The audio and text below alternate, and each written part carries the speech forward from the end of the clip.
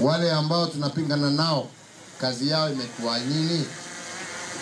Kazi yao imekuwa kuambia Wakenya ya kwamba shughuli hizi zote tumekuwa tukitenda, za kujenga reli, za kujenga mahospitali, za kusomesha watoto, ati ni jamii mbili peke yake ndani ya Kenya ambao wamefanya kazi. Sisi tunawaambia jameni, sisi msingi wa chama chetu cha Jubilee ulikuwa amani, ulikuwa umoja, ulikuwa kuhakikisha ya kwamba tutafanya lolote tuwezavyo kudumisha amani katika taifa la Kenya, tukijua ya kwamba msingi wa maendeleo ni amani, na tukatenda haya. Naye Mwenyezi Mungu akatupatia nafasi na nguvu ya kuweza kutimiza maendeleo ambayo tumeweza kutimiza.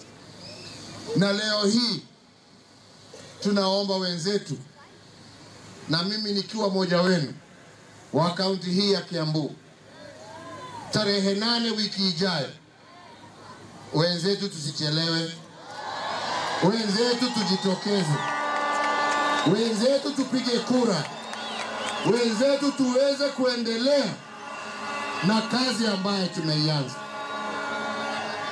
Wenzetu, miaka 4 hamujawahi hata siku moja, hata siku moja, hata saa moja, hata dakika moja, hata nukta moja hamujawahi kusikia makelele ndani ya serikali ya Jubilee.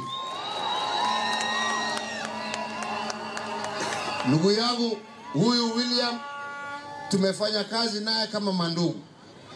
Yeye akiniheshimu kama kiongozi wa taifa, na mimi nikimheshimu kama naibu wangu na partner wangu kwa serikali. Kweli ama sio kweli? Mumewahi kusikia siku moja sisi tukipishana? Mumewahi kusikia siku moja sisi tukitukanana? Mumewahi tukisikia siku moja tukiingiliana? Kwa sababu gani? Kwa sababu tulichukua kiapo ya kusema haja yetu ni Kenya moja. Haja yetu ni Wakenya wasikilizane. Haja yetu ni maendeleo kwa taifa la Kenya. Au ni namna gani wenzangu? Kiambu, wenzetu, mtakubali mtu ya kitendawili aje atuharibie kazi njema ambayo tumeanza? Mtakubali mtu ambaye hana haja na taifa, haja yake ni ukubwa, aje atuharibie taifa letu la Kenya tena? Wenzetu, tuache mipangilio ile ambayo tumefanya, na tuende mipangilio tuatenda kufanya, tuapanga kufanya. Tuasema kwa sababu tuataka, hatutaki mzazi yeyote awe anaenda shule anaambiwa sasa chukua mtoto yako kwa sababu wewe hujalipa karo.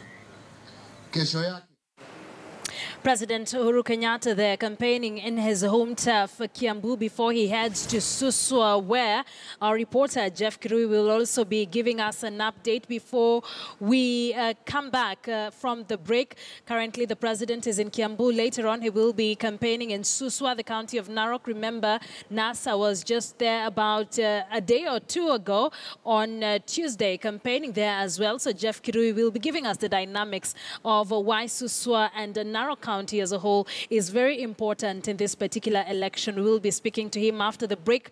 So let's take a short breather. We'll be back with more here on Kivumbi 2017. Don't go too far.